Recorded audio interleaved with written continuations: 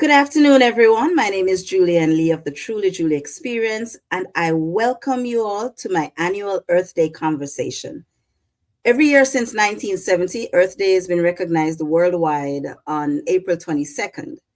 It was launched to raise public awareness about environmental issues that were happening at the time, such as toxic smoke being emitted in air in factories and their other toxic waste being dumped into the sea or nearby streams. Since the first Earth Day 56 years ago, many countries formed governmental agencies, such as the Environmental Protection Agency in the United States, with the aim of implementing and enforcing legal or regulatory processes to protect the environment. Now, Earth Day activities in many countries included doing beach cleanups, tree planting, or other environmentally friendly activities on that day. This year's Earth Day theme is Our Power, Our Planet, which coincidentally is the same as last year's theme. Whereas last year's focus was on clean energy, this year's focus is on community-led action.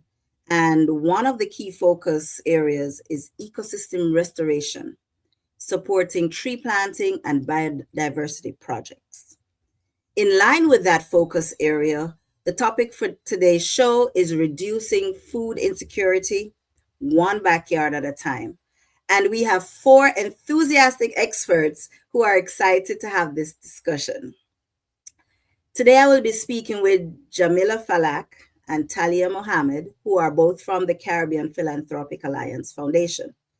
We also have celebrated culinary educator and backyard gardener Latoya Panton and agro-eco farmer O'Brien Blandford joining us.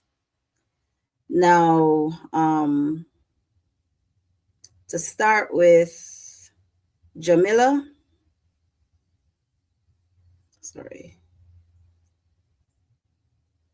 Okay, Jamila Falak. She is, just get her on a little bit. And I'm sorry about this. She is a musician and multi-hyphenate creative entrepreneur, an environmental activist and regional youth leader at the Caribbean Philanthropic Alliance, mobilizing young people across the region to drive collective impact and climate action. She's also the co-founder of the Keep Jamaica Clean series, an innovative community initiative promoting environmental stewardship through creative engagement. As a Chevening Scholar at the University of Leeds, her work explores the intersection of music, psychology, and social change, using storytelling and sound to inspire deeper ecological awareness and cultural transformation. Next, we have O'Brien Blandford. He is a lover of agriculture, living on the island of Dominica. Being introduced at a young age and pushed by his love for the environment, it sparked a drive to find a way to make agriculture safe and easy, not just for himself, but for his family and land itself. Along with his father, they have established Cocoa Valley Eco Farms, a 6-acre, all-natural farm where they have regenerated farmland into an agro-eco food forest, proving that despite the socioeconomic challenges, natural farming can work with minimal effort and consistency. Next, we have Talia Mohammed. With over 2 decades experience in environmental science, compliance, and natural resource management, Talia focuses on climate and sustainability projects and policy. Her extensive experience includes environmental, waste recycling, and climate change initiatives, sustainable land management, and food security. Based in Trinidad and Tobago, Talia is Regional Project Director with the Caribbean Philanthropic Alliance. In that role, she is the National Coordinator of their carbon sequestration and food security project called the Caribbean Tree Planting Project. And she leads the development of the Caribbean Climate Founders Commitment in their partnership with WINGS, which now includes the Caribbean in the global movement and call to action, #Philanthropy for Climate. And Talia will talk more about this coming up. Next, we have Latoya Panton. Latoya is a passionate chef, dedicated educator, and visionary gardener whose life's work is rooted in food, family, and community empowerment. Her deep connection to food began in childhood, where the rhythms of the kitchen and the soil became her earliest teachers. Her journey from a curious home cook to a celebrated culinary educator and agricultural pioneer reflects her unwavering commitment to nourishing both bodies and spirits. As the founder of a thriving catering business, Latoya has spent over 2 decades teaching adults and children to cook with purpose and joy, where her students learn not only to prepare meals, but how to grow, harvest, and respect the food they eat, fostering confidence, cultural pride, and a lasting connection to her heritage. When Hurricane Melissa devastated Jamaica in 2025, destroying crops and livelihoods, Latoya launched the Seeds of Hope Project, a grassroots initiative dedicated to sowing and distributing free vegetable seedlings to farmers and community gardeners. With the goal of restoring food sovereignty and healing the land, she and her team have continued to grow and share seedlings long after the storm's aftermath, turning grief into growth and loss into renewal. Everybody, I want to welcome you to the Truly Julie Experience yearly Earth Day conversation. Welcome, everybody. How are you? Oh, you can unmute yourself. Doing well. How are you doing? I'm good. I'm okay. I'm okay. Great, Thank you great, very great. much. So it's a pleasure to have you all here on this Earth Day conversation. Now, let's get this interview started with a basic question. What is food insecurity? Who wants to take that? Latoya, you want to feel that one? Well, I will take that one. Sorry. For me, food insecurity is for when just not being able to provide for yourself your basic needs, your basic food needs on your own. To me, that's what it is. Not being able to produce for yourself what you need to survive. And then this, I think, that is food insecurity. Because we have to rely so much on our government and external factors outside of ourselves for food. And I think that is a big problem. Okay. Anybody else wants to add anything to that? O'Brien? Yeah. Okay. O'Brien? Yes. Yeah, sure. Go ahead. Yeah. Yeah. But for me, it's a little bit deeper. It's more than just access to food, like was previously mentioned. It's access to quality food when you need it, and that is something that majority of the world's population does not have. They don't know how to produce it themselves, and they don't know how to meet their nutritional requirements on a daily basis. So that is a big aspect of it to me as well. Okay. Thank you. Jamila, yeah, I think you were next. You wanted to add something? Yeah, just wanted to echo both Latoya and now O'Brien. Um, in For me, it's a quiet insecurity of either not knowing where your next meal is going to come from, or the deprivation of even nourishment and daily questions of basic guarantee. Um, Food is also, I know we're talking about food that we either grow and eat, but I also see it a little deeper as well when it comes on to food being the environments that you're a part of. And if that's not feeding your soul, then I feel like that's a form of insecurity as well. um, and how you feed your body if it's not in the right way, because we might be eating food but it also might not be so good for us, so that can also be an insecure factor of food security insecurity. All right. Thank you. And Talia?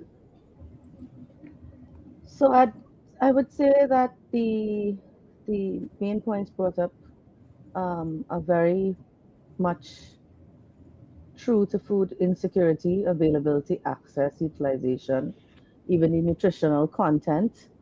But the one thing I'd like to even add is even stability of that. So there's some times where families may have proper access this week, but then they maybe have a major climatic or disaster event like Hurricane Melissa, like severe flooding that we experience in the Caribbean sometimes as well during our different seasons. And that makes the food supply unstable. So even that adds to food insecurity and all the other points made by Jamila and O'Brien. So I would add just the instability of it, and that's why food systems, when food systems are disrupted, it's also a part of food insecurity. Okay, thank you. So, next question is, and I'm feeling this to Latoya. What is the concept of backyard farming and how can it be a tool towards reducing food insecurity?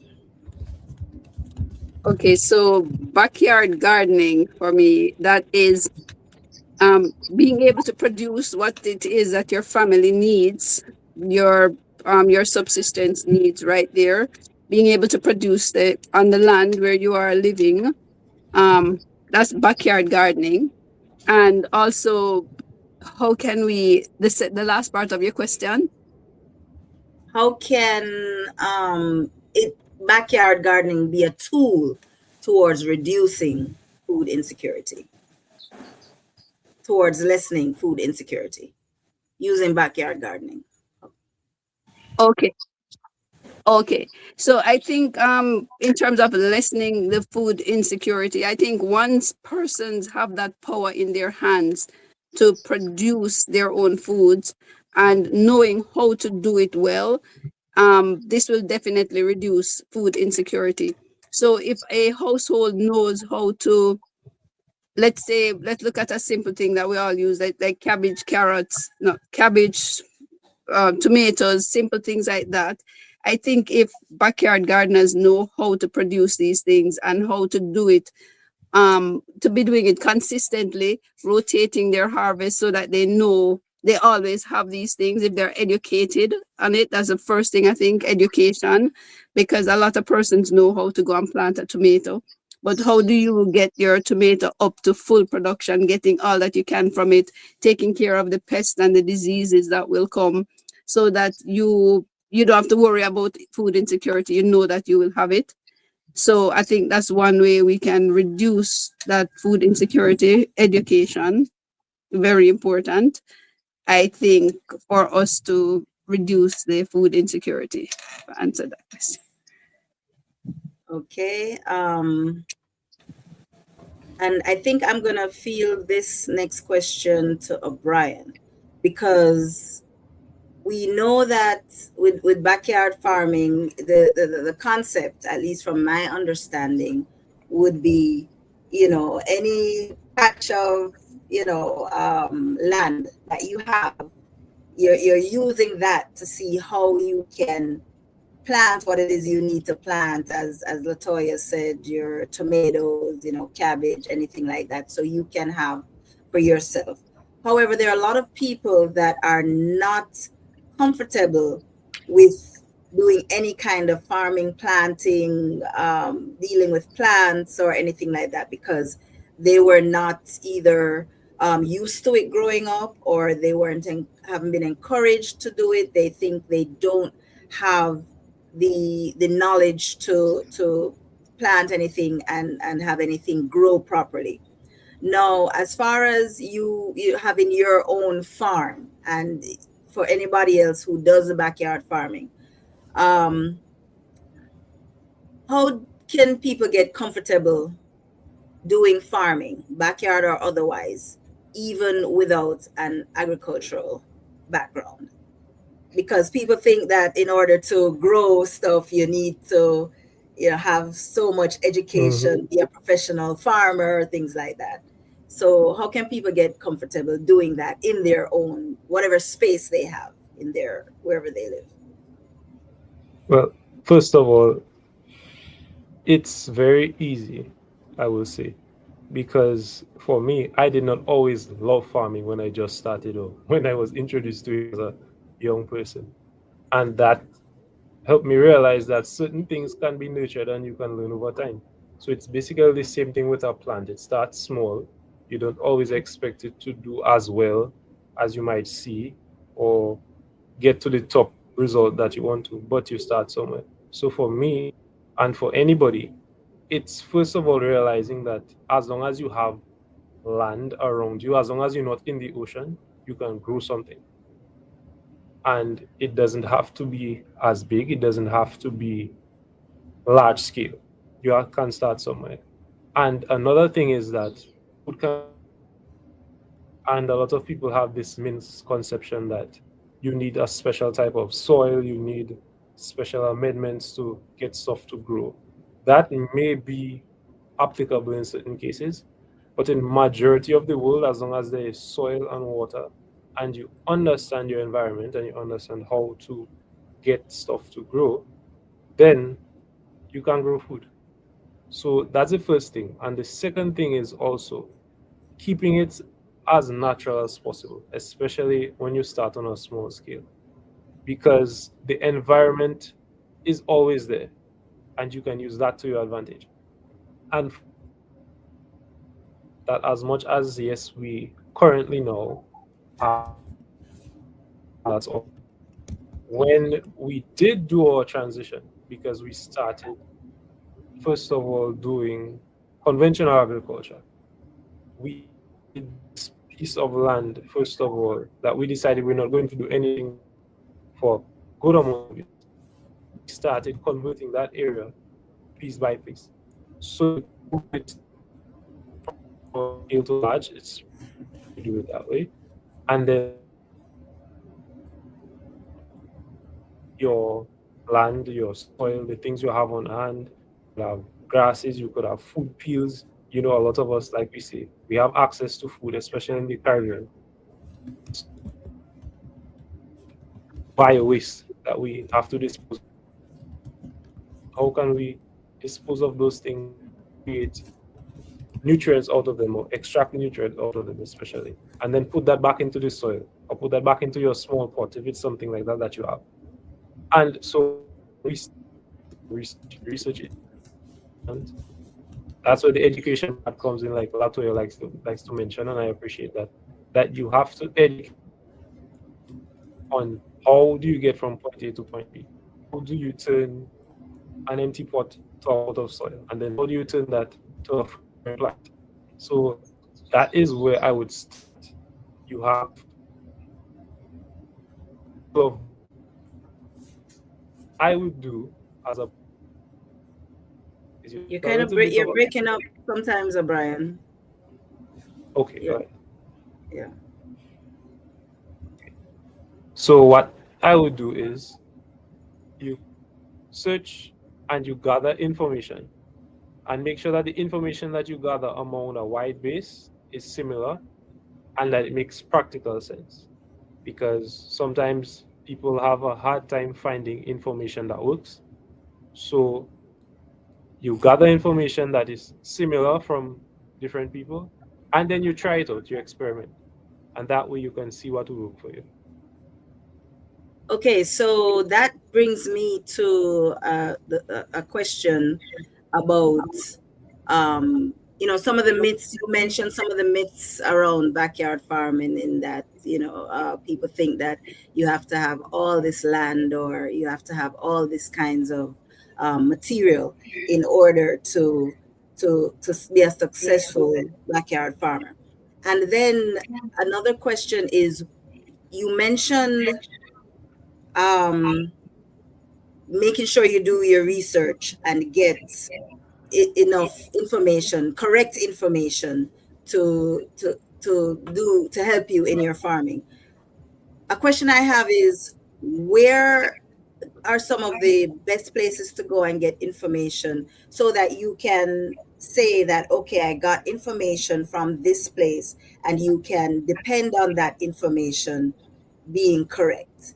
Is it just a matter of going online, Google University? Is it a matter of consulting other farmers? Where are some resources to get reliable information on farming?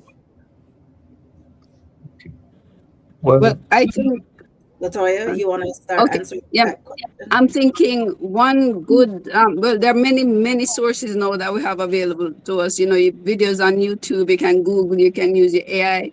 But I think one very good resource is from persons who are already doing it in your area, in your environment, who would probably have the same challenges that you would have.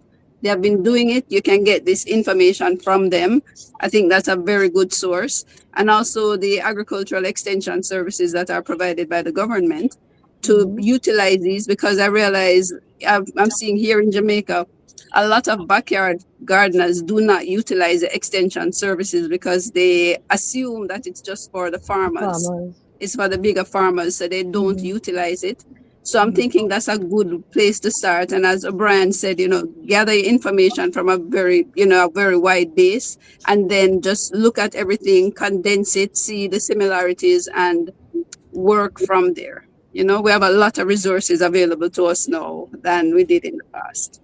You mentioned a lot of the backyard farmers don't use extension services. What are that? What are they? What are those services? So, like in Jamaica, we have RADA, which is our Rural Agricultural Development Agency, and there are extension officers who will go around. There are extension officers assigned for within different parishes for different areas. And the service is there, so you can just pick up the phone, call your parish office, tell them you'd like your extension officer to come and look at something. It could be an insect that you see or something that's happening. You have an extension officer assigned to you who you can call, and they are supposed to come. And a lot of backyard gardeners are not aware that this service is there. And I think I was just going to ask that if they are aware, and if they're not, how can that information get to them? Because if they're not aware, they don't know how to look for it, right? Right. So, I think that's something that the government has to get out there to the people. So they have to do their campaigns to make the regular backyard gardener know that these services are here for you as well, and that is not just for farmers. Okay. Next question is how can the principles of backyard farming, and I think this is for Brian or anyone else that can answer, how can the principles of backyard farming be applied to conventional farming and vice versa, right? The conventional farming be applied to backyard farming based on the fact that the space is different? Does it make a difference in techniques used or anything like that? Or is it just once you're growing something, you're growing something? I'll defer to O'Brien to start us off because he is the farmer. Yes. Of course, it's not. For sure. yeah. For sure. That's a very nice question. For us, it depends. For me, first of all, it depends on your goals. For us, we always had the goal of shifting towards all natural. Yeah. Yeah, you hear me? Oh, I just heard everything go quiet, so I just okay.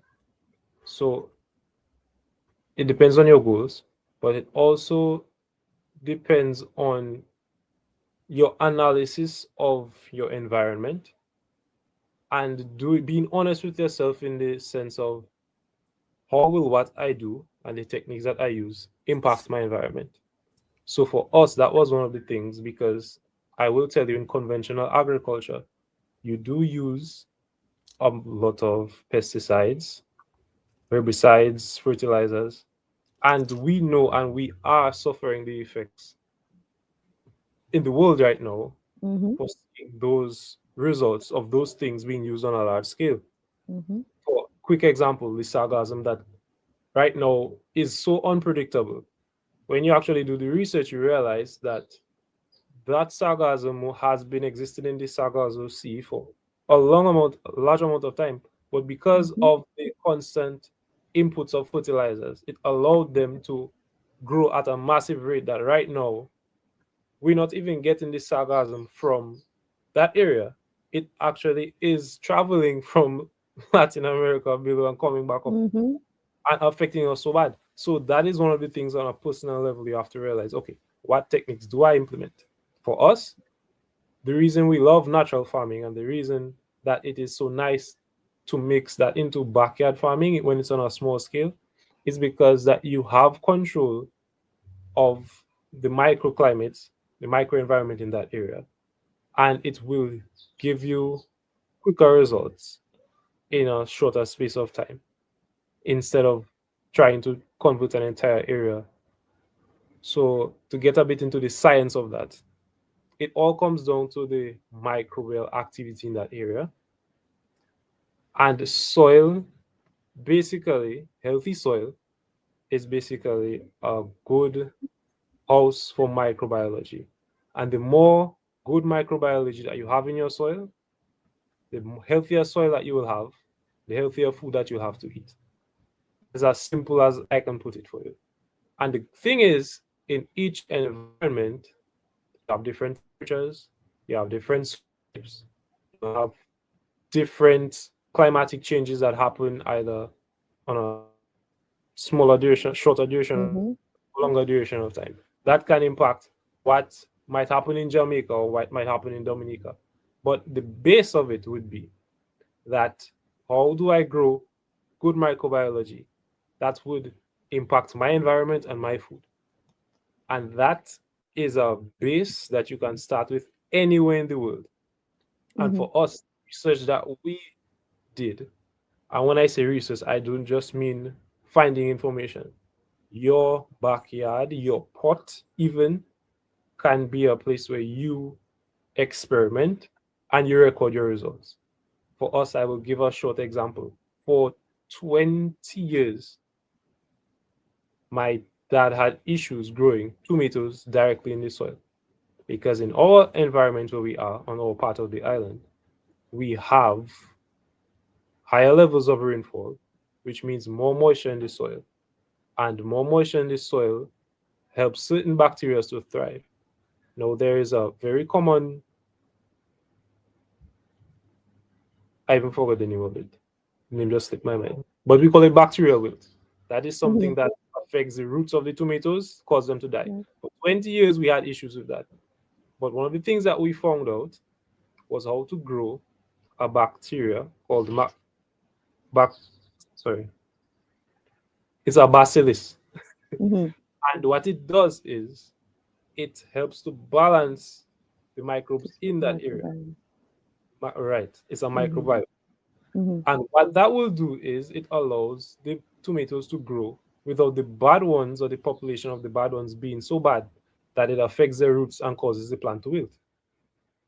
And we have the photos. We actually, there was one time we planted it, we saw it starting to wilt. We had this stuff already that we made, we applied it, and the day after we came, we saw the plant actually catch itself back up. The leaves were full again, the stems was turgid, and it never died because of the bacterial wilt. That is just one example that I can give. Now, the thing is, in each environment, you might have a different problem. Like Latoya was saying, you have different challenges. You can also refer to your extension services. We do have these down here as well. And they are available in a lot of our Caribbean countries. And not just the Caribbean, in people in different places in the world where they do food, they have records of different areas that might have different issues. So you can control it conventionally. That may require you applying chemicals and fertilizers. You do have different grades of those, of the herbicides and pesticides, especially. You have green label, yellow label, red label ones are, I think, banned in a lot of places right now. The green ones are as environmentally friendly as possible. The yellow are a bit in between. But then you still have to weigh the pros and the cons. If I apply this in the long term, what effect will it have on my food, on my environment, on my body, even? Because as the ones apply these things, you face the consequences of them, even if it's not seen immediately, but in the long run. So you have to be your own scientist, I would say. And that's what makes it fun. That's what makes it not boring or not bothersome. Because yes, Okay. to move with.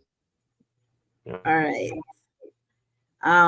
Next question, and I'm feeling this to everybody who wants to answer it. How can backyard farming be achieved in spaces that are not traditional backyards?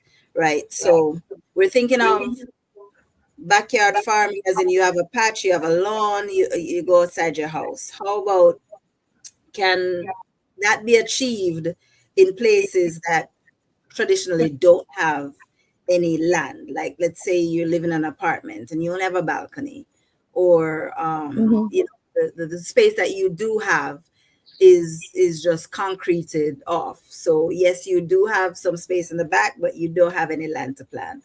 So can you still achieve growing your own crops or food, or contributing to your own food Food security security. by growing in areas that are traditionally not land or not backyards? Who Okay, I'll wants take to? this one quickly, and then Okay. I'll ask Jamila how she's getting along in England, where she's Yes, pretty I'm going sure. to come to her with that So one too.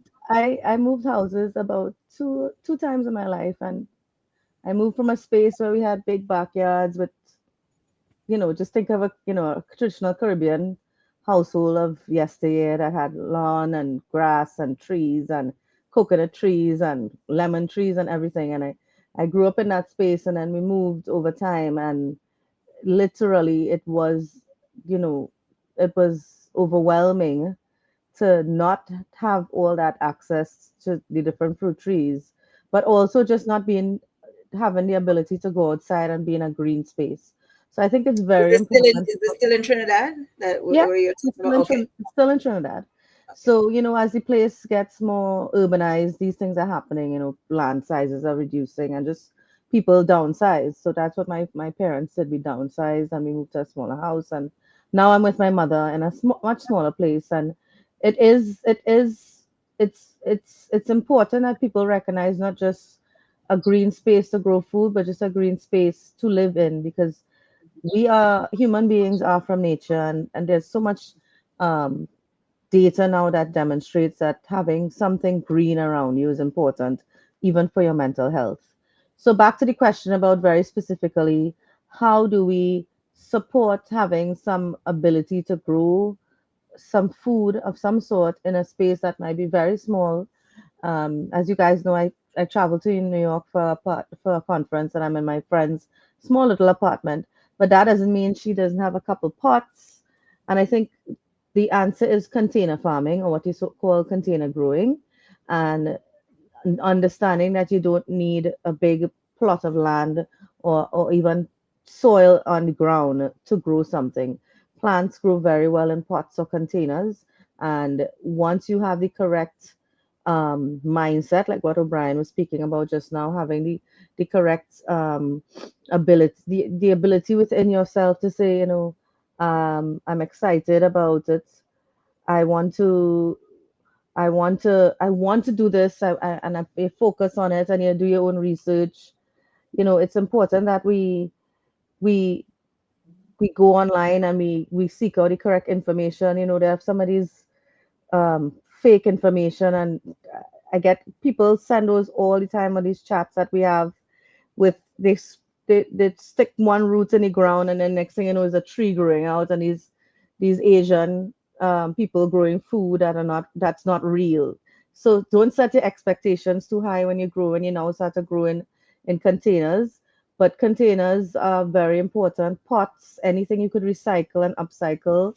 We would teach these sort of little programs online, when we were fully running, or fully, I would say, um, putting out information and education very specific on seed setting and saving your seeds and container farming about 2001 and 2 on Cariful Alliance um, um, channel on YouTube to support children and young people understanding just even know where food comes from. So it's important that we even save our seeds from our food, set them in a little cup, get kids involved in understanding where food comes from, and plant a little um, food or even non-food item in a pot, and understand the value of growing your own food and or growing a plant gives back to you in all forms and fashions in terms of health. Plants are very important to oxygenate your immediate environment, and when you invest in planting something that will give you food, it's good on your pocket. So container farming is simple. You just put correct soil in a pot. There's a lot of information online on how to line the pot so it drains well, in terms of having some um, rough gravel or something to drain the soil so it's not compacting. And um, the value more than just growing your own food or being able to teach a young person in the household where this food comes from is also what O'Brien was speaking about as well too. Just being excited about doing something for yourself and recognizing that you have the power, and where you don't have to depend on everything that's coming from the grocery store or a farmer that we don't know how much pesticides they're putting in the food they are growing, which that is a real and a growing issue across the world, and even more so in the Caribbean, as we are not as stringent or as strict with the type of chemical interventions that farmers are more and more using. So having that ability to control specific types of food that may be easy to grow, like a tomato. Tomatoes are so easy to grow once you understand the dynamic of your soil, as O'Brien was talking about in terms of the soil microbiome is important to know. But you get a good potting mix, which they sell all over, from Costco to Price Mart to all these different stores, garden shops. And you go also by your garden shops and you get good advice from your garden shops. Most, and if not all of them, will work with a householder to help them understand what may be going around in their pots or their containers. Their grow boxes. Grow boxes are very easy as well too. You build them off the ground, you fill them up with dirt, and you have a little more wider space. You have a wider space that's above the ground, and you could put more than one variety of plant in there. So I would say it's important that no matter what size space you have, small or large, that you have plants around you. And once you have the ability to manage and maintain and look after a food crop, a food plant, a short-term crop especially, have a go at it and try to grow it. In smaller spaces, you might find it hard and more difficult to have, of course, trees, but they do have a lot of varieties of what we call grafted versions of plants now, of trees now, that you could grow in a pot. Like my cousin has a small um, pomsite plant or a tree that's now grafted, and it's small enough to grow in a pot. And there's a wide variety now of grafted items that you could grow. So I would encourage everyone to still try and grow something. In my little place, I have okra and tomato, and once in a while we grow lettuce, and it's just in pots. Yeah. Okay. Well, that's great information to as proof that you don't need a big space to be doing your part to, you know, help reduce food insecurity. Now, you mentioned, Talia, that people get one of the benefits from doing backyard farming is the feeling of pride that you get when you see a crop that The you get a tomatoes, tomato off a yeah, tree, or, yeah. or, or things like that. Um, I I can also see how other benefits you can get other benefits from backyard farming, such as physical exercise. Yes, It helps with being their mental outside the health. sun. Yeah. Right. It helps with their mental wellness. Mm-hmm. Um, in I can see sometimes depending on communities that our people in, if the communities are strong, close knit communities, maybe somebody is able to help a neighbor that is dealing with food insecurity, right? Mm. They have some crops and they have extra tomatoes, extra potatoes, extra this, the whatever.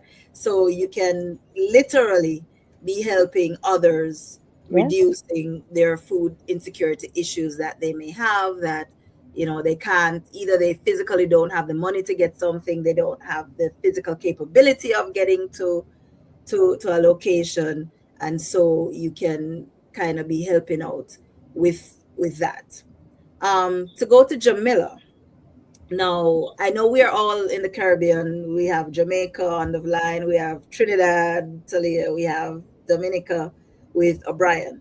Talia, you are in a different category, because I'm sorry, Jamila, you're in a different category because you are now based in the UK for a while, being a scholar, a Chevening scholar. Congratulations. So do you see in Leeds where you are, is backyard farming, container farming a thing? And are there things that, if they are doing that you think can be transported or transplanted or used in the Caribbean? Is that a thing there? Um, you know, I think during the time of especially winter, I rarely was outside mainly because of how cold it was, and just coming out of that gloom into now the spring, thankfully, we're going Mm. back into the double digits. I'm able to go out a little bit more and appreciate love the sun. The sun is shining, I'm seeing the sunset, I'm feeling all of that. So the importance of the sun is so critical at this point of the world, because I believe the sunlight has a lot to do with how crops thrive or plants thrive. And I do see human beings in a sense symbolic, or not symbolic but symbiotic with plants. I believe we are plants as well. As human beings, we have that relationship of inhaling the oxygen from the trees around us, exhaling, and the trees have that cycle of inhaling our carbon dioxide. So there's this relationship that's going. But I say all of that to say the importance of the sun is critical, and during winter, because we are in seasons, and I do get to see all of the seasons, which I'm grateful for on this side of the world. So in winter, I did see people nurturing plants. I saw plants that were blooming, even though they may not have been food plants. There were herbs that were blooming as well as growing, like lavender. That's a beautiful. That's my favorite plant, and I love it. I rub lavender oil on every night before I go to sleep. So I'm able to see the lavender and the rosemaries and basil and all of these plants thriving within that time of the year. And the sun and how it works with the soil here, because the soil in Jamaica is very different um, naturally from the one that is here in the UK, specifically on the ground in Leeds here. So I've been observing all of these things, observing the leaves not being on the trees, but the leaves coming on, observing the daffodils springing up in the spring. This is my favorite time of the year. I believe this is the real new year, when the plants start to come out again, the leaves start to come back on. So what I've observed in terms of backyard farming here in Leeds, I feel it's definitely a growing trend based on the questions that I've been asking, and just the research that I've been doing just on my own, about the nature aspect of things. There are societies, clubs and societies at the University of Leeds as well that I'm a part of, the Green Action. And there's a co-op that we have that we sell plants and exchange knowledge around these types of information in terms of like crops and plants and herbs. So I'm able to gather knowledge.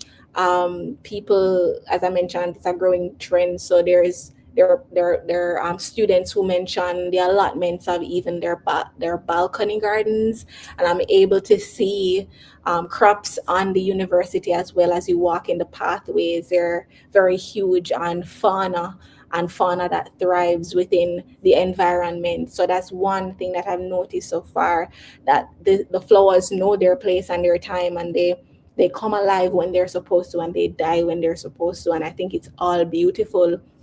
And in terms of indoor growing and showing even the urban settings and how people produce their own food with the farmers that I've observed within the supermarkets and where the produce comes from, a lot of it is produced here in the UK. And around the time of like even potato, and just observing when that is available, observing when grapefruit, the pink grapefruit. I've never had that until I came here. I've always seen it, but it's in season right now. So I'm able to just be in the present moment of what is available around the seasons when it comes down to produce, and observing that in supermarkets. But in the Caribbean, naturally, as we know, this can be adopted in the sense of maybe climate situated crops. So I'm thinking maybe like kalaloo. I don't know what you call that in Trinidad, Talia, but it's like I'm thinking kalaloo, maybe peppers. We call it callaloo, Okay. dashi bush. How about you, O'Brien? You call kalaloo? It's like this green leafy vegetable too, similar to Dashi, spinach, I believe. Yes, yes. And Well, we have the dashing bush, yes, but dashi then bush. there's also another one. It's similar to a okay, spinach. It's Yeah, so it's amaranth. Amaranth. Yes. yeah, amaranth. I Kalaloo. know they have yeah. a Kalaloo is purple. amaranth. They have a green kalaloo and purple kalaloo too. Yeah, So it's amaranth, the um, species. so like even herbs and as I mentioned, tomatoes, fruit trees naturally, Hmm. alongside practices like container gardening, composting, maybe rainwater harvesting, all of these things. And I'm a huge believer in, like Talia said, saving your seeds. As much as I'm here and I personally don't have anywhere to plant, say a fruit tree seed, I'm gonna save the seed still. It's just naturally in me to do. I'm thinking, oh, I can probably bring this back to Jamaica. Probably bring this back to Jamaica and see if it grow, or even just grow it so that I can have that green fauna in my apartment. So here I have like some potatoes that I didn't eat, and then they're just growing. So I just love to see things growing, and I just I'm a firm believer Wow. in like just upcycling, as I mentioned. Let me touch back on that before I close off. Um, so recycling is a huge thing here, which I love, and we're budding on that knowledge and way of life in Jamaica, I Hmm. believe. But even just the concept of separating the plastics to Hmm. recycle, because it's something that you can't break down, is forever now, right? Hmm. So using plastics to upcycle them and make Hmm. pots. You don't even have to buy pots. You can just use a Hmm. plastic container and just plant stuff, Hmm. you know. So there is actually a study that I was actually thinking about this today, last point, and I am a huge believer for my way of life that green is not only my favorite color, but seeing it's so good for my mental Humanity. health. So there are studies out there. I'm able to look through my window. Huge reason why I chose this room was because I could see the greenery outside, Hmm. and I could see people walking by as well, you Hmm. know? So those are the things that I think about. Okay, and you brought up a couple of good points. One is that um, you there are things that grow in season, right? Mhm. So here I'm based in Florida, and here Mhm. you can see um, things like certain fruits, like strawberries, year round. You can, Mhm. and then sometimes you wonder, well, there are certain fruits and certain vegetables that they're not in season. How are they being grown? It's not natural for certain things Mhm. to be grown in the wintertime versus the summertime. How Right. are you seeing all these things year round? Are they exactly healthy? Because they're being grown in a time when it's not natural for them. And so what I got also from you, Jamila, is that you grow what is in season, right? So you Yeah. mentioned herbs, which I don't know if a lot of people, even in the Caribbean, do that, grow their herbs. But what I got from you is that you grow what, because it's so cold, you can grow what can, last in Mhm. that temperature. Yeah, I feel like Right. for example, the university there, and it's just something, not even just the university, but I've been aware of herbs that do thrive within the Mhm. winter time that have been planted, and you see them come alive within winter.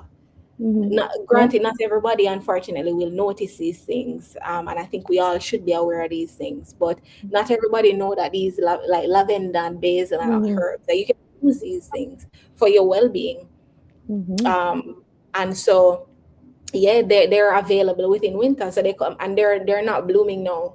The lavenders, I went back to look at them, and they're not blooming now in the springtime. So they come alive at a particular time of the year. Daffodils are in now. Lilies are coming up. So that So that oh, okay, I'm sorry. Who was gonna be speaking? Who started? Oh, so that I was gonna say that goes back to the education on educating people, what grows best in what area, weather, time, soil, Temperature. because people may start planting something and it doesn't grow and they think that it's because of something bad that they did, as Yeah, they get opposed to it's discouraged. just not, Mhm. the right time or the right location, yeah. the Yeah. right soil, like that. Yeah. So I want to stick with you, Jamila, but before that, I want to ask a general question. We've been talking about all the positives of backyard farming, right? Doing and how it can help you personally, and how it can help reduce food insecurity. Are there any negatives, cons, drawbacks to backyard farming? I would say the one thing I think in the Caribbean we get accustomed to, and it's not right. And I mean, when farmers experience predial larceny, it's a huge deterrent for them to even sometimes continue to farm unless they invest in a high security system. But I would say the only negative thing I remember from having a little too much fruit trees in our yard from small is people coming into the yard to try and steal your food. But other than that, I can't think of anything negative that that comes from planting your own food. There's nothing negative. You might have a little less time on your hands to do things like it's just about time management. But the only negative thing is if somebody might want to just come into your own yard to steal the lovely food you're growing and it catch the corner of the eye while they're walking in the road. But Yeah. other than that, I can't think of anything negative. You prioritize your time and you make time because taking care of food is certainly it's food that's being grown, especially we're talking about different um, weather patterns, is very important. Like in Trinidad right now, we're supposed to be in the dry season, but the the weather we've had some severe rain during the dry season, and then we've had, of course, we had some record temperatures I think it was last week, where it went up to 34 degrees. So being mindful and being very aware of the temperature, different times of the day, especially if you're at work. and you know it was a very hot day, you have to come home and go water those plants right away, or have a watering system. But it doesn't have to be that complicated. So I would say it is not something you just do and leave it there. Your mind has to be on it, and you have to be very specifically responsible for the food that you're growing, just like if you was caring for a little baby. But and that to me is not a negative thing. You just have to manage your time and say, oh, Alex, look, allocating some of your resources to managing the food that you're growing, especially being aware of different temperatures through the day, because we're in the Caribbean. You might have some exceedingly hot days and you have to go home and take care of your plants, or then we might have some exceedingly rainy days and you have to make sure it's not being drowned out, or the roots are not being rotted out. So, and then look out for anybody who wants to jump in your yard to steal your food. Yeah, that's If, a if, real one. That's a real yeah. one. That's a real Yeah, one. Everybody know that. Uh-huh, Everybody, all of uh-huh. us know that story about gosh, who's out in the yard still climbing up my avocado tree. We had a guy used man. to consistently be climbing up my grandmother mango tree, and she would see him from the kitchen window and be like, "Oh God, look, the man in the tree stealing the mango again." Yeah. Yeah, Okay, that so is, oh, yes. If I eh, could add something briefly, sure. that is something that's one of the things that when you have things that look good, somebody always wants to touch it. So Yes. that is one Yeah. of the things you have to live with in this.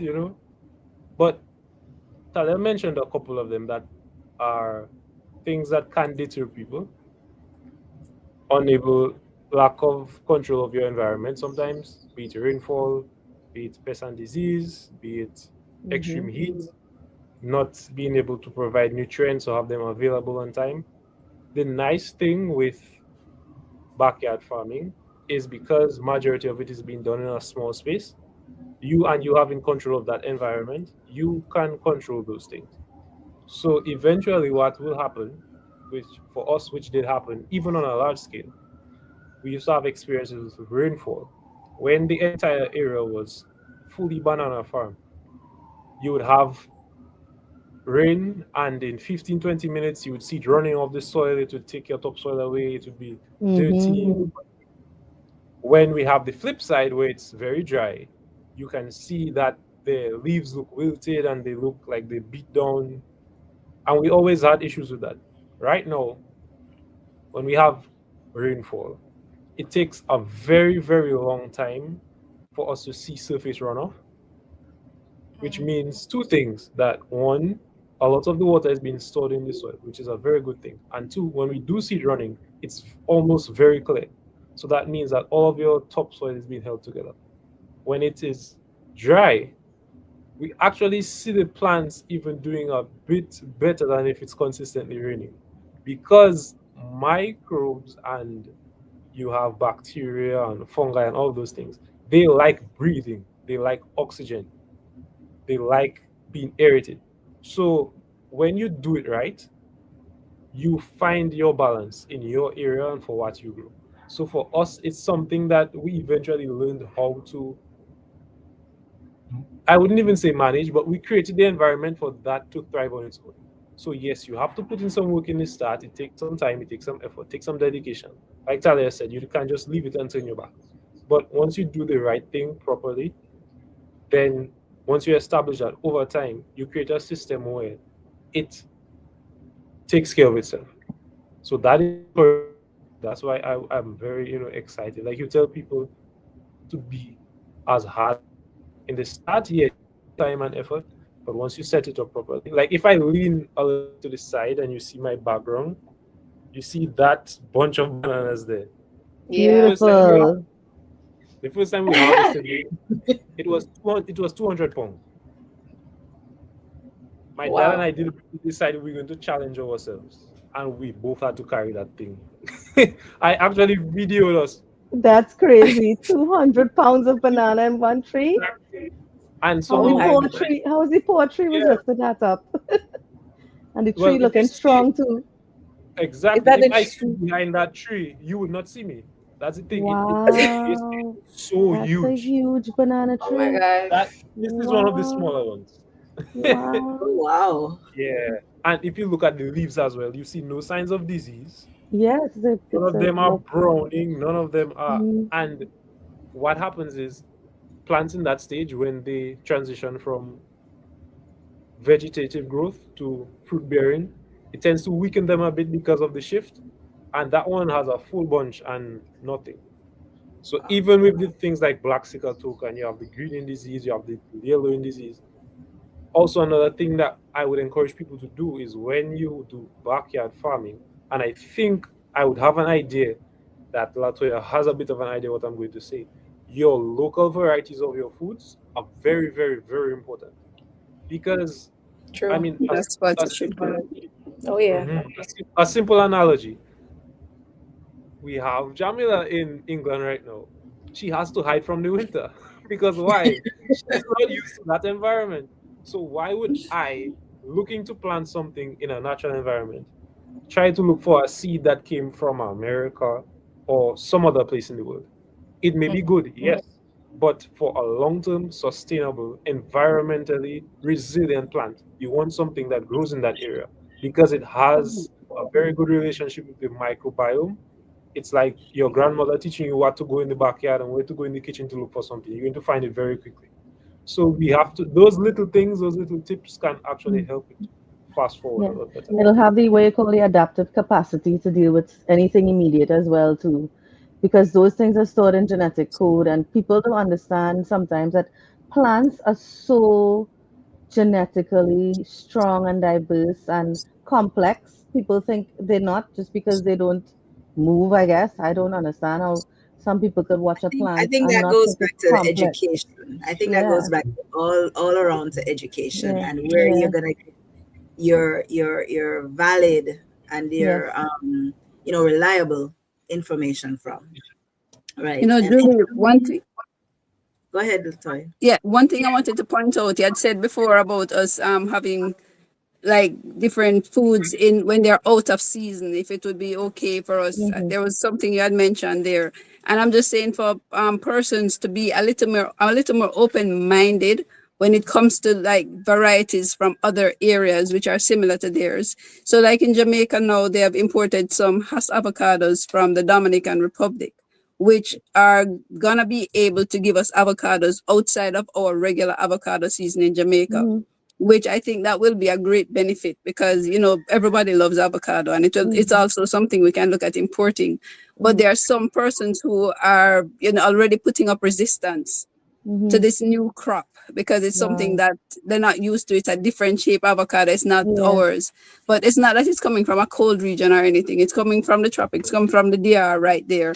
But Mm-hmm, there's a resistance to new varieties, and they're not genetically modified. I know nobody wants that now, but mm-hmm, they're not genetically modified.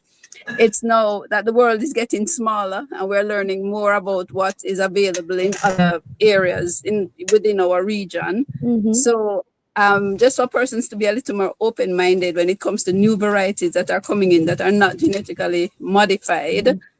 All right. And there are also things that we say we thought would never grow in our environments, just like our apples that we have now, the Wambugu apples, which Mm-hmm. are, we think it's it's a cold weather fruit from what we know, but they Mm-hmm. have developed varieties now for the tropics and they're doing well. So I think that's another thing when you think about food security, Yes. for us to be a little more open minded when it comes to new varieties or varieties from other countries that can do well in our area, for us to be more accepting and giving them a chance. So Latoya, to address that, what do you think? Where do you think that resistance is coming from? Is it because they're saying that?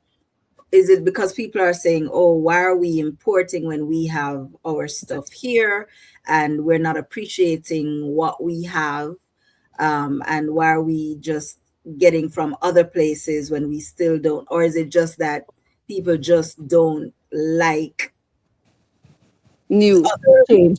from other Change. the change. people like change? Yeah. Okay. Yes, I think it is that all of what you just said, persons are looking at those, it's not ours and why are we importing and like that.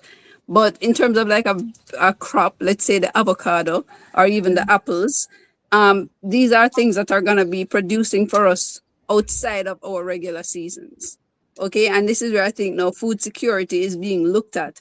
How can we be having avocados growing in our space when our traditional trees are not growing, so that we don't have to be without, or we don't have to be importing? So I think that's something for persons to consider this now, that it's not coming to take over, it's coming to supplement when we don't have. And I was about to say, I think that it, it leads back to the education, And I'm because going to people say are that seeing too. one thing, people are seeing, importing of goods. Why are we not concentrating on ours and not seeing the benefit that, listen, okay, we want to be able to, the little I know about farming and soil and whatever, we want to be able to have things that grow at different times, to make use of the benefits of Yeah, the to soil, supplement. to help the soil, to supplement, and to supplement also when those crops can't grow. So I think it all boils down to education is a big part of, people understanding what's going on and why things are being done, which Jamila is bringing me back to you. As a regional youth leader of the Carrefour Alliance, right? How do you, because I think education of people need at all ages need to be educated. How do you especially address getting youth interested not only in backyard farming but in environmental issues on a whole? Because with our topic that we're talking about now, especially the farming, a lot of people that if you're born in the city, I'm Jamaican, so I'm using that example. You're born in the city, you're not really told or encouraged to farming. What is that? Because in our generation, we're trying to get away from farming and become the lawyer, doctor, Indian chief engineer, or whatever. Even people raised in the country, friends that I have, I know, they're encouraged, go out, go to the city, go, get doing the business and this and that. How do you, as a youth leader of the Alliance, Jamila, get youth interested in things like this?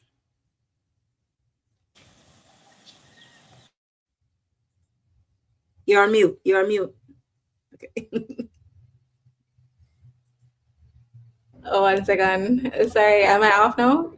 Yes, I can hear you. We can hear you. Right. So at the Youth Philanthropy Hub, it's really a hub of um, youth across the Caribbean who are passionate about this work. The hub really formed, especially after Caribbean Tree Planting Project, which was around the time of the pandemic in 2020, where we had around 22 countries across the Caribbean and county who planted over 2 million trees.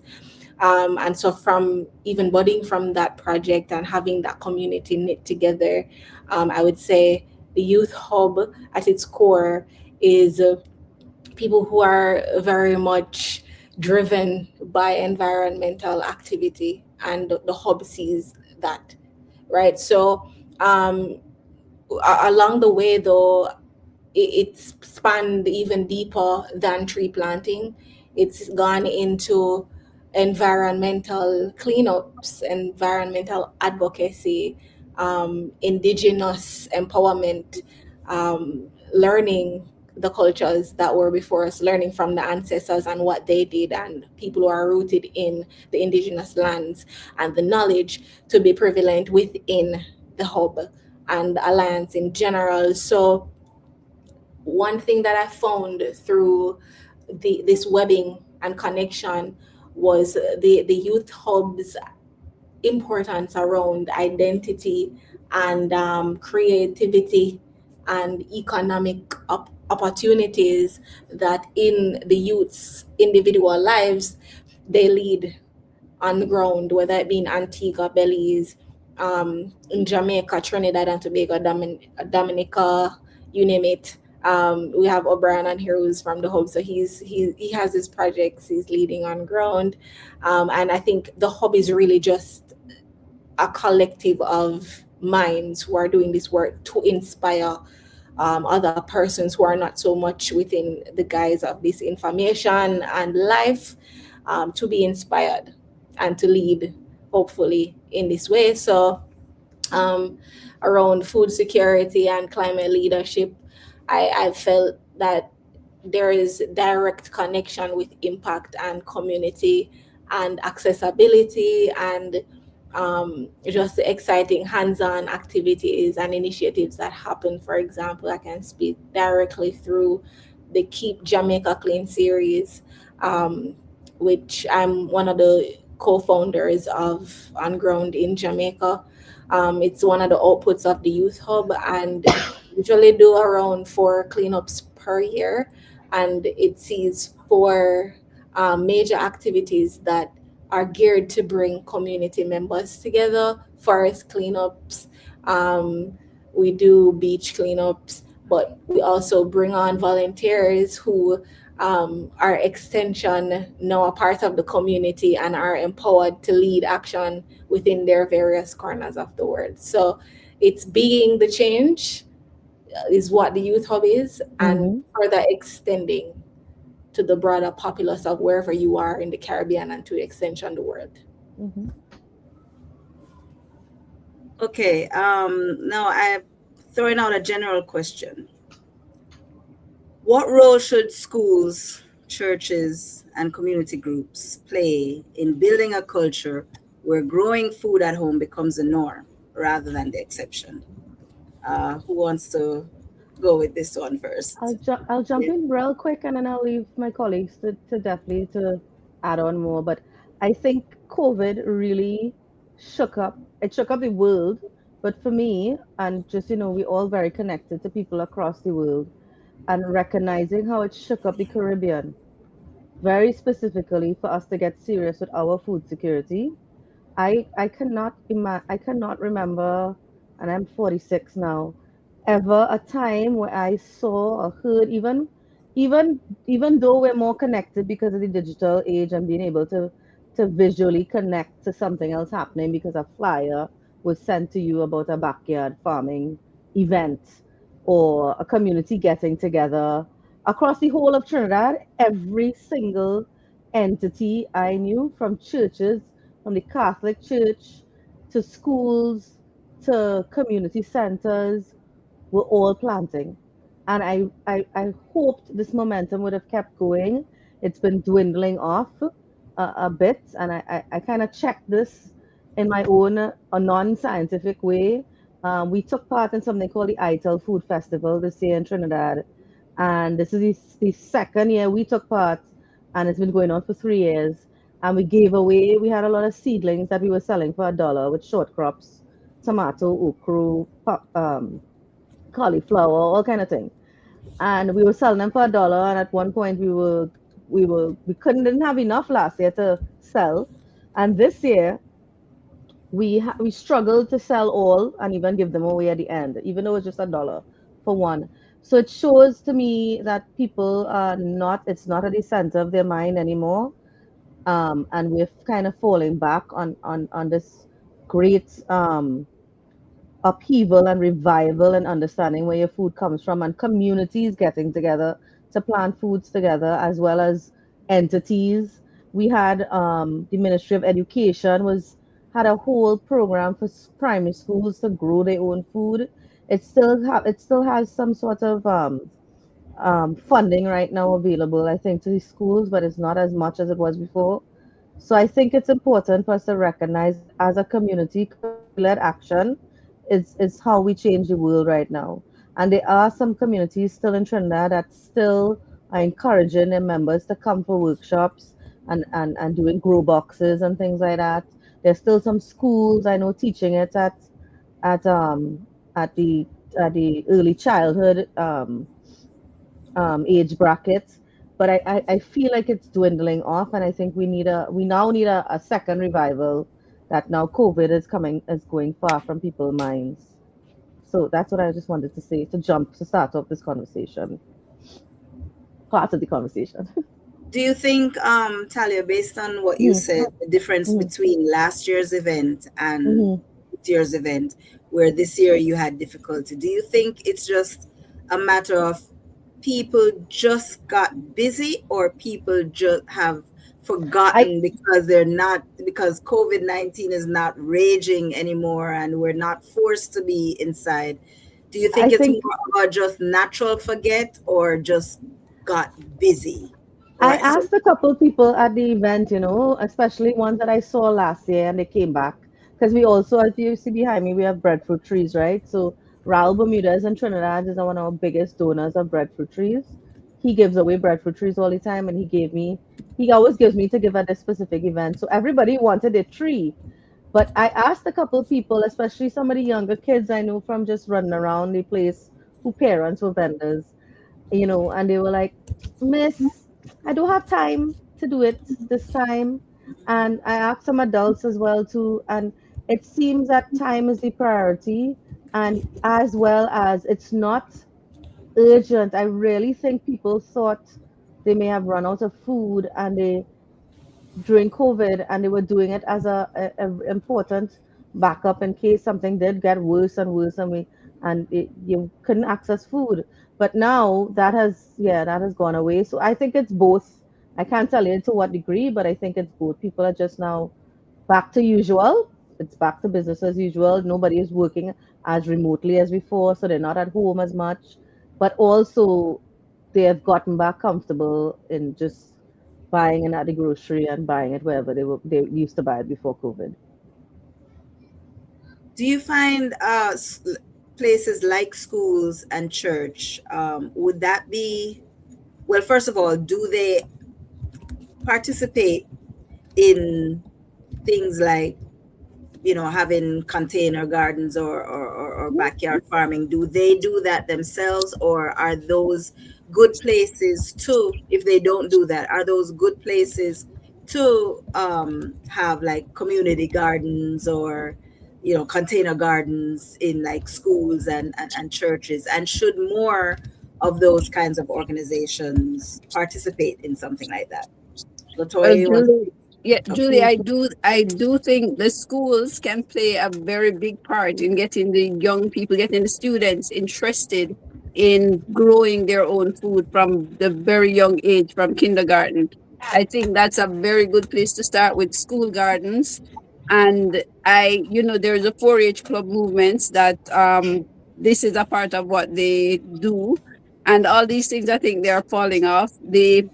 The interest is not there as much, I don't think, with the students.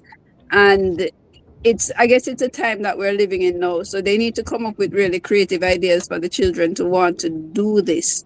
But I think that's where, you go to school and you learn to read and write and all of this. I think they need to start, teach them how to grow their own food. That should just be a part of the curriculum. It's not a club, it's something that you have to do to learn to do it. And I think starting at a young age will help to build a love that can last a lifetime, especially when it comes to putting stuff in the ground, watching it grow. It's something that I think it stays with you for life once you start doing it at a young age. So I do believe the schools can, are a very good avenue for that to be happening. The churches and the community groups as well, they can, and just making it more attractive, because I think it's just not attractive. So because even like what I do, I have schools will come to my cooking classes on field trips. They'll bring the kids, and they come for cooking. And but what I do, I always bring them into the garden for them to experience, for them to pick up eggs, for them to pick stuff, for them to just get that feeling, that love. And also we give them seedlings. So what I'll do, like some of the older kids, they'll get seedlings. I had a group the other day, they got tomatoes and sweet peppers to go home and plant. But I didn't just give them to go and plant. I There was an incentive. So whoever got the first blossom, there was a prize for them, and whoever gets the first fruit, there is a prize for them. So they keep sending in their photos, and they're enthusiastic about it. And I know that this is not for them, not just planting a tomato or a sweet pepper, they're planting a seed that's gonna last a lifetime. The love they will get from seeing something grow, they'll want to do it again. Well, I mean, to use your terminology in what you're doing, you're actually planting a seed because once they come to your classes, then they're seeing you, you have them touch and feel and use the actual product. So they're you're literally planting a seed in them, for the love of planting. Um, so it sounds like, Latoya, from what you If said, that maybe it should be something that's not only an optional activity in schools, but maybe included in a curriculum as a course. And I'm not and not just for agricultural um, specific schools, but like it should be a class in Yes. like reading, writing, arithmetic, farming, It is should even be just for one term for your entire school career, but right. you have to learn how to grow something. You have Exactly. to do some research on something that will, in terms of food security. How do you go from seed to food? How do you feed yourself? Okay. Okay. So we touched on the roles that we think the communities, schools, churches should play. Um, what about the role of government? Is backyard farming, Talia? I can see the smile on your face, but and Brian, is that something that you think the government, I wouldn't even say should, because I think we're going to agree that they should encourage. But do you think it's something that they would encourage, or is it more or less we don't think that they would because there's some kind of conflict in their goals, or we all know that we agree that they should. But do you think Yeah. it's something that would be that they would take an active part in promoting? Who wants to take that one? Well, I would say that, we mentioned the agriculture extension courses. Even in Trinidad, I've seen a large increase in that output by the government, both the former administration and the new administration that's in power right now. They've continued to have these free workshops and training events throughout the entire year. So with that action that they are performing, it demonstrates to me that they see it as important that, and this is not just open to farmers, it's open to anybody, right? It's just first come, first serve. You have to sign up, and it's well advertised as well. They do a lot of work through groups on WhatsApp. We have a bunch of farming groups that are private, but in each one, and there's an agriculture extension officer that's a member, and they would share it very liberally. So I've been seeing that still continued from COVID to now. So I would say, just based on that action, they understand the importance of this knowledge being common knowledge.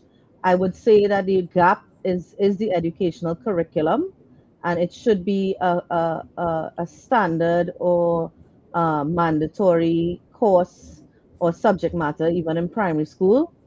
I mean, we're from the Caribbean. Everything is green and everything. We are the food basket, well, we're one of the food baskets of the world, right? So I would say just it needs to be programmed better and maybe policy and legislatively done better.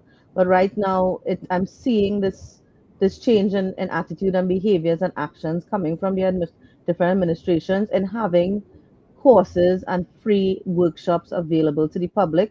But it's up to the public to be motivated to attend. And I'm talking all different types of things, not just container farming, soil composting. There's rabbit farming. There's all kinds of different courses that they've been offering, and from basic to advanced and free. So once your government is giving you something free, I do think it's a positive demonstration of they see the need for a society that's aware of food security being something we should be aware of, especially, I know we didn't mention the word climate as yet, but I have to bring in climate change at this stage, because that's also a change I've been seeing from different administrations and governments. And even at CARICOM, they did um, appoint a climate change staff member, the envoy, Dr. Fletcher, climate change envoy. I try to remember his correct post. But this has been a long time in coming. So climate change is affecting the way we could grow food. It's a stark reality of many farmers. They will talk to you about this. Pretty sure Brian has a lot to say just from his dad experience to his own. So because climate is affecting our weather, which affects how our food and the weather patterns affect our food grow, um, we need more people to recognize that our food system is under threat a bit, and therefore it's important that we recognize if you have the ability to grow your own food in the little space that you have, you should take that ability and move and run with it. So I'm hoping that government gets more serious when it comes to policying and legislation, and especially when it comes to nutritional content of our food. That's been a big conversation in Trinidad of late. I'm happy to see these things are happening at the government level, where they are now going to be incorporating better labeling of packages for our food and nutrition labeling, which has been a gap in the Caribbean for a long time. So those things give me hope that our governments are aware, and they're being a little more proactive than reactive. Yeah, Okay. I can probably tag on a little bit to that. The forestry department, I would say, is Jamaica's government body as it relates to environmental action when it comes down to housing, water, local government, and all of that. So I think they're doing a pretty great job um, at the infrastructures that they're attempting or definitely trying to put in place for people to know that there is access to fruit trees, there is access to communities when it comes down to knowledge around these systems. Um, the the the government body in general, I think it was 2 years ago, probably 2024.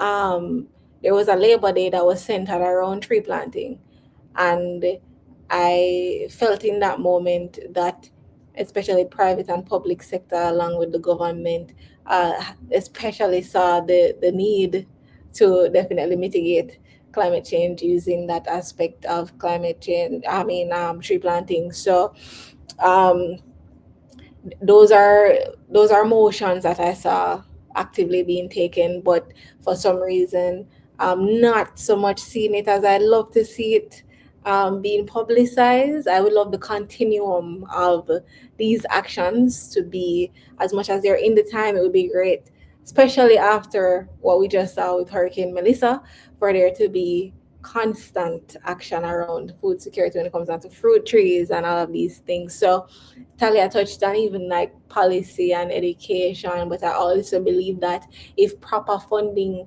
is to align, they can especially turn small scale grassroots efforts into coordinated national strategy for food security. Because as much as we look at the government, a lot of the times I believe that the true government is the people, and we do have the power. We are the ones who put the government and the people and in those bodies and cabinets in the power. So I would want for the people to recognize and remember our power in that way. And that's a huge environmental sustainability flip side that we could empower going forward. So it sounds to But we've okay. Go ahead, O'Brien. yes, right on. And I was waiting for somebody to say it. Jamila said it perfectly. You can do it on their own. And that is something I think we tend to overlook because we have a lot of experience on the ability to show things that they may not have seen. Because You're breaking up. governing, yeah, sorry, majority of their time is spent governing certain things rather than actually doing certain work on the ground, hands on. Right. One of the things that we have is NIA. It's called the National Association for Youth in Agriculture. What we work with the government as basically an advocacy body for the things that they want to do, the project they want to get funding for. the help that they will need to set up their farms and certain stuff like that. And I'm part of the executive body. And what we have done so far is rally a good group of us from the country who are in agriculture, who have needs, who have things that we need to put our projects down on the ground. So far, we have been working closely with the government and the agriculture ministry specifically to get certain things. We have a greenhouse on the way, certain things that we need to put in. And when you take the time to set stuff like that up, as much as we may be waiting on them to do certain things for us, like Jamila said, we have that power, we can take the initiative to put ourselves in the position to make ourselves available to receive it a lot faster. So that's one of the things for me in my head. I don't just think of, what do we want from the government or what should they be doing. They are in their own position and we respect that, but we have the ability to do stuff as well that would make their work and our work a lot easier if we just learn how to work together properly. From what everybody has been saying, I get a lot that partnership is important, right? So as far as even to Talia's point about and Latoya's points about it being in the schools, we need partnerships between the different governmental agencies such as Ministry of Education and Ministry of Agriculture, right? We need partnerships between the government and individuals, right, who are doing things like Latoya has her cooking, school and she's a chef and things like that. So maybe partnerships could be done with people, private sector and public sector and government partnerships all over from, within each individual government. Yes, we as to Jamila's excellent point, we the people, right, should not, even though we need those partnerships, should not just be sitting down waiting for somebody else to do something, right? So I agree with all those points, and those are all valid points, which we all need to remember that yes, partner with people, but do what we can on our own, right? So, which brings me to another point as far as how can we get backyard farming to move beyond the individual person, beyond subsistence, and contribute meaningfully to local food systems, markets, and national food security? Is it just a matter of we backyard farm, so whatever we farm stays in our house, or how can we then contribute to the bigger picture, right?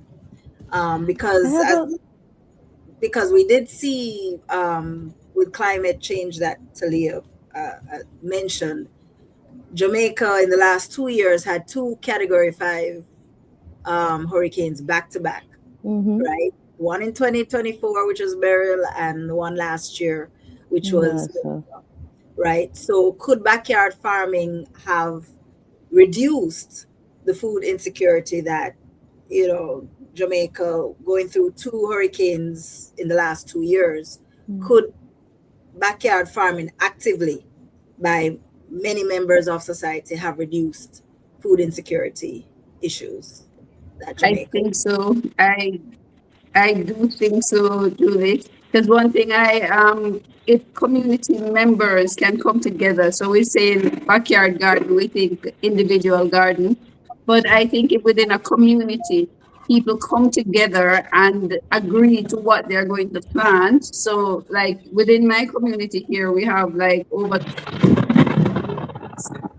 having a thunderstorm, sorry. Oh, So within my Wow. community, that's a nitrogen fixing. So within my community, we have over 200 households. And, I'm always thinking if we should come together, I would know that these households are going to grow. You're growing a little of everything, but these households will be doing tomatoes. That's their main thing. Someone else is doing callaloo. Someone else is doing cabbages. You know, if it's even say you're doing 20 cabbages in your yard, and then we come together and we have a community market garden, okay, where everybody comes together. And so we will always have food. We will always have food. I think that's one way that we can deal with food insecurity, especially in times of natural disasters like we had with the hurricanes. I think that's something that would help very much, and not for us to be moving now from the backyard, it's still backyard gardening, but more on a community level where everybody is coming together. I think that can really have an impact, a positive impact on food insecurity. Yeah, I just wanted to add to that I feel like what could have a really great impact in probably enhancing this way forward is drawing on indigenous knowledge across the Caribbean. Um, I think the agricultural traditions can be strengthened and remembered by even incorporating into modern backyard farming principles. And I feel like maybe bringing in time tested and low impact climate resilience practices that are already adopted in places like Jamaica and even the wider Caribbean. And I'll probably give a few examples of this. I know in the Taino tradition, for example, there are knowledge systems that are deep in understanding, for example, polyculture, which is growing multiple crops together, and there's soil stewardship and working in harmony, as Lataya was just mentioning, with even community and the natural cycles. And maybe in the maroon agricultural senses, we could probably look at emphasis in resilience. I know yesterday in the PFA training we were talking about the word resilience and what that could mean, but the resilience and empowerment of just being able to withstand hard times, especially when it comes down to crops, is having communal land. So having land that many people either live in, what do you call it, tenement yard or whatever you want to call it, um, and thinking about what food independence could look like in this way, and often probably relying on diverse crops and forest-based farming, maybe sustainable harvesting methods that could withstand time and prepare for hard times. And I know in the Rastafari culture, we have food practices that definitely contribute to. Um, we should know that whatever you call vegan in broader society is what we call ital in the Rastafari lifestyle. And so we know how this looks at lowering the carbon footprint in terms of not purchasing from meat markets that increase the cutting down of trees or deforestation. So it's being conscious of the choices that we make in terms of the foods that we eat. And I feel like the Rastafari community does a really great job at this. And it's through looking at their ITA living, which promotes organic, plant based, chemical free growing, and just the spiritual relationship that they have and remain with the land and the ancestors. So I feel like together with these traditions, these support backyard farming and even urban practices, and they offer models of diversity, maybe even sustainability and self reliance, I would say. And while also grounding these foods in a cultural identity, I feel like empowerment, environmental respect, and honor, and turning farming into both practical and ancestral practice is very important. Yeah. Mhm. If I could touch on that a bit too, what I love about agriculture is that it helps you to appreciate all different backgrounds and their cultures and their practices. Because, like Jamila just mentioned, you have the Tianos, you have the Mayans, you have what we like to locally call our Rastas, we have our indigenous people, be the Kalinago Indians, Arawaks. They all have something that they may have done during a period of time, or that they still continue to do, that when you look at it on a scientific level, it improves the ability to produce food, It also improves their sustainability and their self-reliance. And it improves the environment and how they take care of it. So when, like for us, one of the things that we did, and the reason I was able to quickly understand what you meant is because we looked at all those different planting systems, their history, how they made it work, what similarities you would find, and we use that to implement on our farm as well. So for us, another thing that I think we probably have not mentioned is how do we turn that into something that is economically viable for to keep this to help sustain the farm as a business, because a lot of young people are looking for a way, like, yes, this is nice, this is making sense, carbon sequestration is something that's important, climate change is something that's, but how do we turn it into something that we can live off of? So what my father and I decided to do is turn our farm not just into a place that produces food, but we bring people there on farm tours where they come through, they get to understand how it's benefiting them, the environment, ourselves. And then at the end of that tour, we have the farm produce that they may have picked up themselves, or we have probably already prepared. We have one or two things that we do that we prepare, and they get to not just experience the benefits but also see how they would be able to make something themselves, or just enjoy it and so on. And like the bananas, when you have a bunch like this, instead of just, you know we know how fruits are, they can in a week bunch and it's all finished. But one of the things that we are working on right now is turning this, dehydrating it, and turning it into flour. And like Jamila mentioned, when you want something that is sustainable, we know how long flour can last. We know in the event that a hurricane passes and I probably have a 3 4 month storage of banana flour there, the amount of things that you can do with it. And yes, it might be the only thing that you have in that event, but then you're able to share that with your neighbors and they're able to do different things with that. And that is just one crop. We have cocoa, we have ground provisions, we have lemons you can juice, and all those different things. And that helps you start broadening your mind as to the possibilities that are there in agriculture, and how not just backyard farming, but natural agriculture, and how you can grow it from something small into something sustainable, not just for the environment and so on, but even economically as well.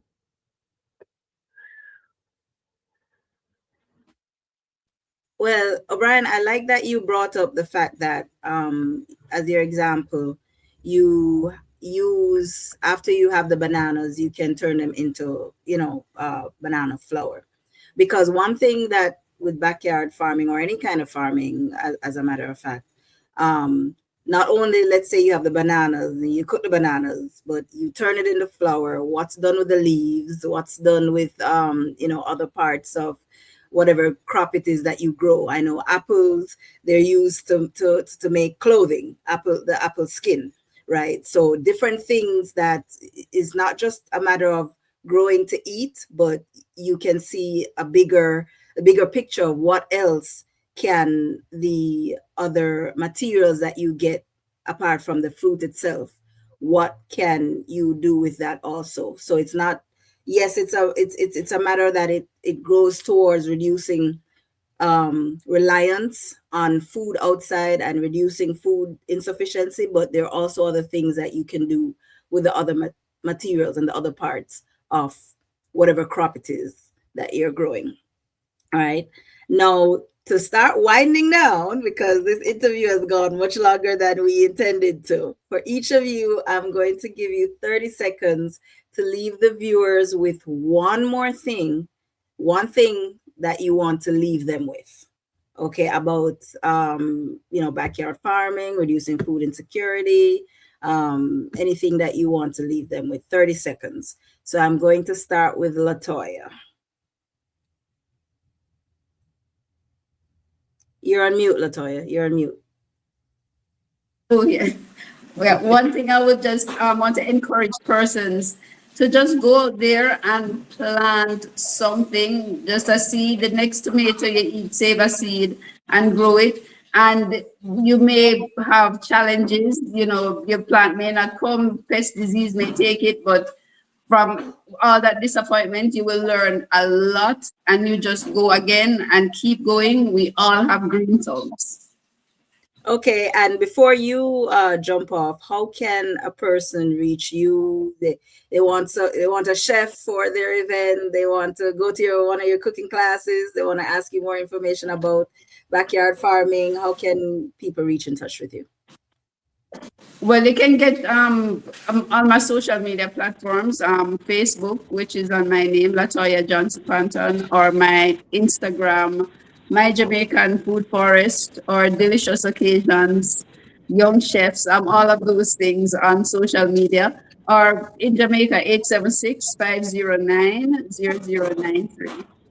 Okay, thank you. Next, we're gonna have O'Brien. 30 Well, for seconds. me, One thing you want to okay, leave the viewers with. just have fun. Agriculture is something that we have many stereotypes about, and everybody thinks that it's only for certain people. But we all have that connection with food, and we all have that connection with life. So just be interested, stay focused on learning, and have fun with it. Try something. It doesn't have to be big, it doesn't have to be extravagant. But as long as you're willing to learn and you're willing to try and experiment, then that way you can learn something and you can share something with somebody. And at the end of the day, you can have a bit more peace and a bit more enjoyment. All right. How can people get in touch with you for more information on what it is that you do? One of the ways you can either search for us on Google at Cocoa Valley Eco Farms. You can find our Instagram page, which is also the same name, and reach out to us from there. Also, my personal email is just my name, smallcaps@gmail.com. And yes, for now, that is how you'd reach out to me. It was nice being here. Okay. Thank you. Talia, your 30 seconds. What do you want to leave viewers with about today's topic, and how can they get in touch with you? I would say, you'll hear me, right? Yes. I would say I would go with, in Trinidad, the tree planting group we pulled together was called, we named ourselves Plant Your Roots. So I would say, very similarly to Latoya and O'Brien, be excited and get in touch with your food. To plant a seed in 2026 is very radical act. Don't think climate change is this existential crisis that you have no power over. Just to plant your own food and to plant a seed is to investment in your own survival and your family's health.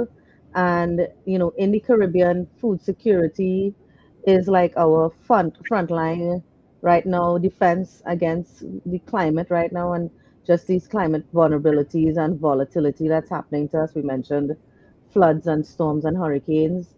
And when you put your hands in the dirt, you're not just growing crops. You getting back in connection with the earth. And I think every human right now should try to find a way to reconnect to the earth. It is where we come from. And climate action is not just uh, a big thing that you need to count on your government to do. Is community led. We've seen community led action all across the world bring change. Get connected to people in your community.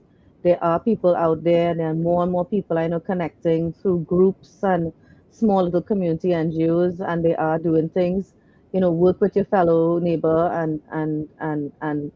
and support in the ways that you can, which you may think it's small, but a small act like this is really a act of survival and an act of defiance, and look at it as an act of empowerment.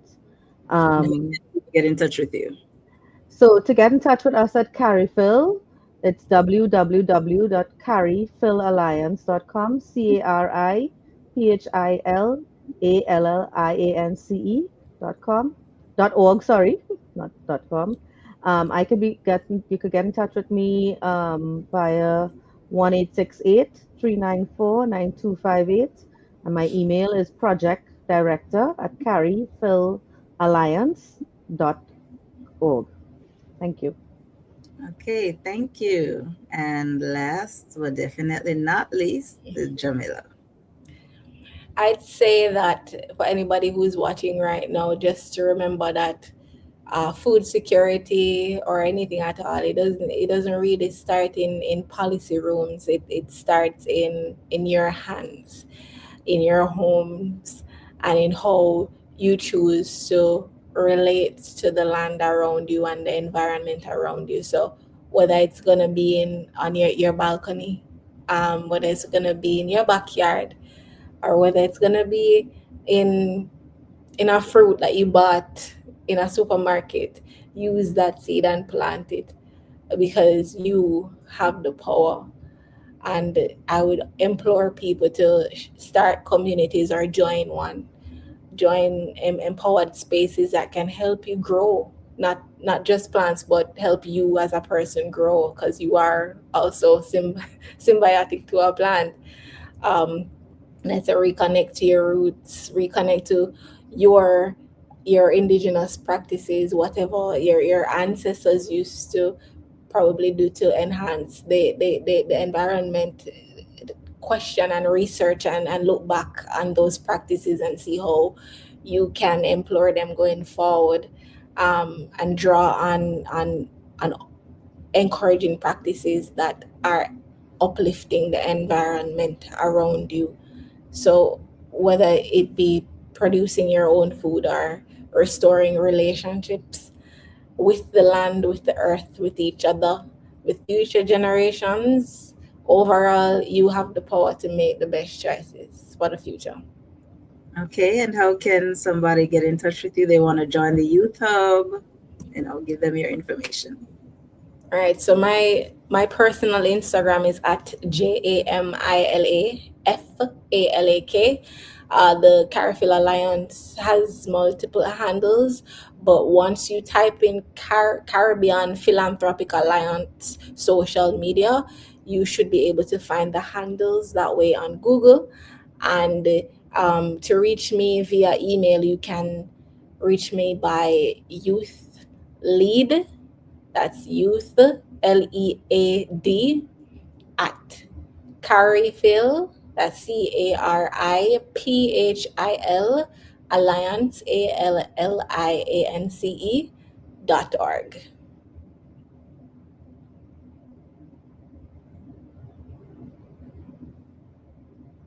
You're muted, I believe, Julie. Thank you, everybody. Jamila, O'Brien, Talia, Latoya.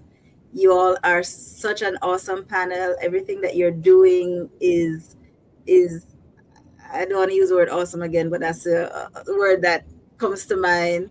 Um, Thank you for joining me for today's Earth Day conversation. It has been very educational, certainly enlightening. I'm pleased to know that your organizations exist and that it's doing, you're doing what it is that you're doing, taking positive steps to reduce negative effects of, the environmental issues that are going on, climate change issues, reducing food insecurity in your own special way. It's obvious that you're not just talking the talk, but you're walking the walk, right? So I'd like to congratulate you, continue with the good work that you all are doing, and enjoy the rest of Earth Day 2026. Okay? Goodbye, Big thanks. everybody. All right. Gratitude. Bye. Thank you for All having us right, again, thank you. Julie.